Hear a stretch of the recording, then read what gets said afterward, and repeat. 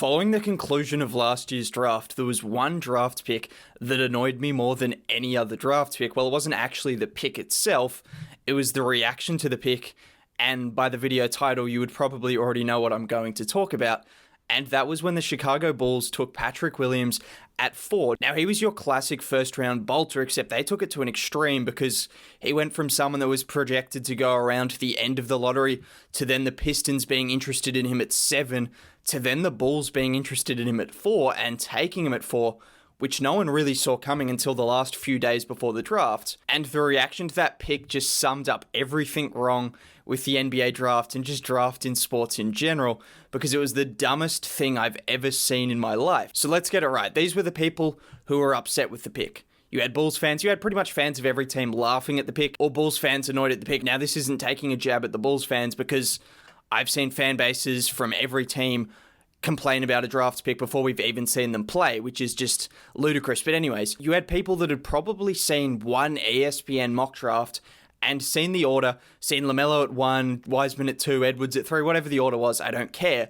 They'd seen the order, and then they'd seen Patrick Williams at like 12, and they just assumed that because of one ESPN mock draft, it was a bad pick. They don't want to talk about what potentially has happened in the pre-draft process that has led to the Bulls being really keen on him, which we're going to talk about because that was a lot of the reasoning. Teams like the Bulls and the Pistons were so keen on selecting him because it wasn't just his film, which was also good, but it was also what he was saying in interviews, which counts for a lot. Because if your mentality isn't there, you're just not going to pan out at the NBA level, no matter how talented you are.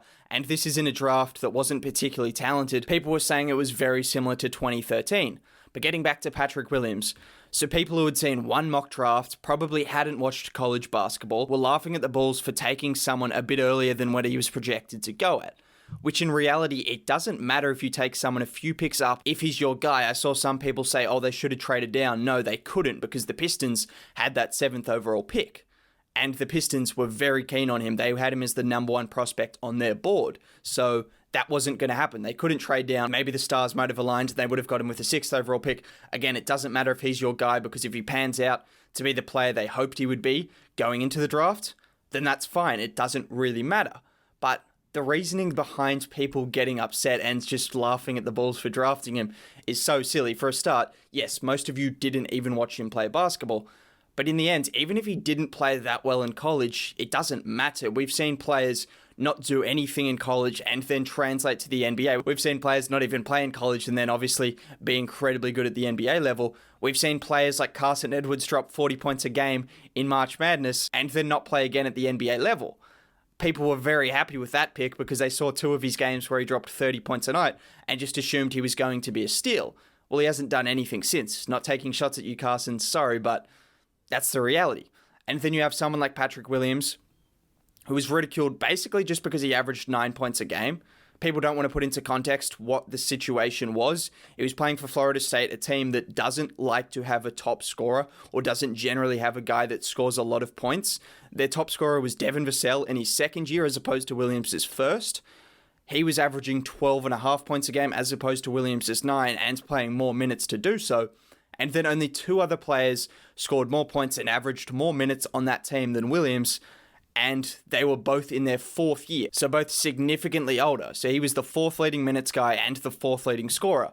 And even still, you've got players coming off the bench in the past that have done well. You've got Devin Booker we've seen before. There's a number of other players at the college level that have come off the bench and then translated to NBA stars. It doesn't really mean much. The reality is the Bulls saw what they wanted to see in the tape, and then coming into the draft process, what he showed was he was someone who was willing to work. He had a very good mentality by all reports. A lot of teams were just taken aback by how smart he was, how he was ready to work, and how he was ready to fit his role. That was something that apparently happened at Florida State. He came in as a top recruit out of high school, and the first thing he said was, I want to do what I can to play minutes. I want to do what I can to help the team defensively, as opposed to trying to get 40 shots a night. And I'm sure NBA teams looked at that because you bring in a rookie, unless it's a very nice situation, a very unique situation, or they're very unique players, they're going to have to work their way up. And for a team like Chicago that have quite a few options, quite a few different players that can fill a different number of roles, he's going to need to do the same thing. So they heard that he was ready to come in and just play defense first, get what kind of shots fall to him,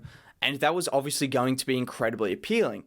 But just in the essence of getting upset at a draft pick before they've even played is just so dumb to me. And Patrick Williams, in the space of 2 preseason games, pretty much in the space of like 2 shots in the preseason where he looks like a young Kawhi, has made people already eat their words, which again is reactionary because we don't know if he's going to pan out. This has been 2 preseason games, but it just shows how fickle everyone is, because they go from thinking he's a bust before he even steps foot on the court because he didn't average 30 points a game in college, to then thinking he's the second coming of Kawhi Leonard because he's got a nice jump shot.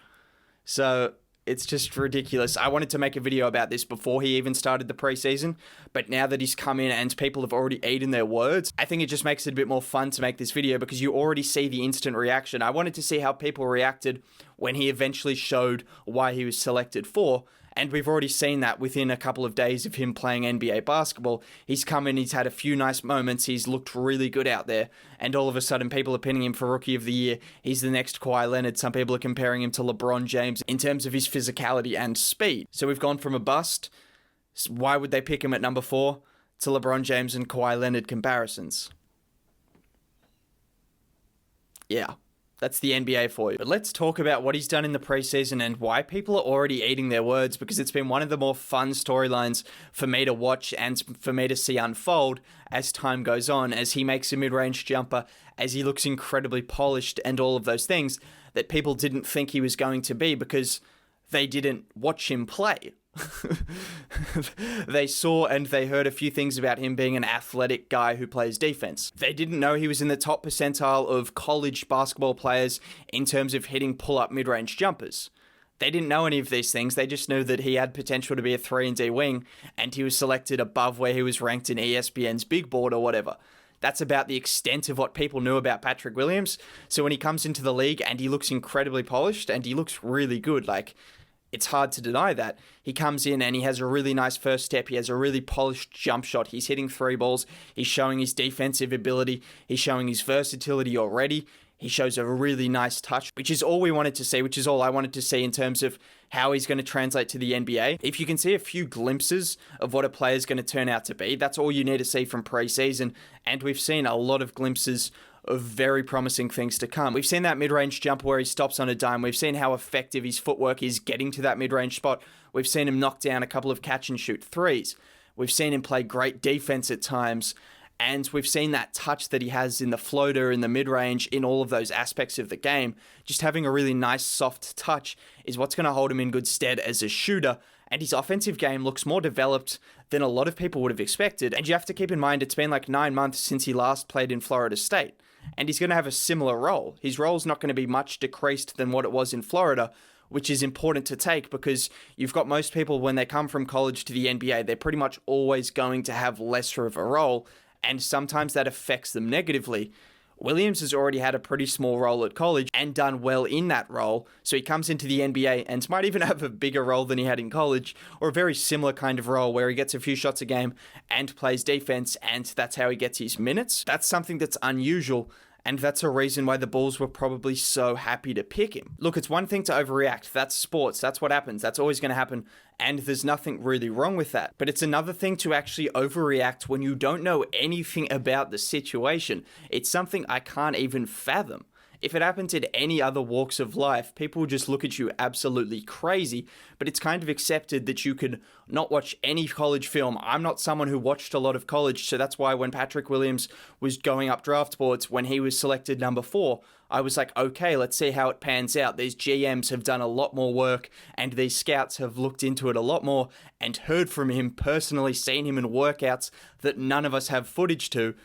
So I wasn't going to overreact, but it's another thing when people don't even watch college basketball. That's one thing. When you watch college basketball and you think, oh, that's probably a reach. Okay, you're entitled to your opinion. That's fine. It's another thing, all these people that didn't actually watch college basketball finding it hilarious that the Bulls took a flyer on someone. Pretty much everything positive said about him in terms of the role he was ready to take, coming into his time as a Florida State player, how his offensive game was developing, how he was answering questions that the Bulls were giving him, and all of those questions that all the front officers were asking him. He was ticking all the right boxes outside of actually averaging more than 20 points a game in college.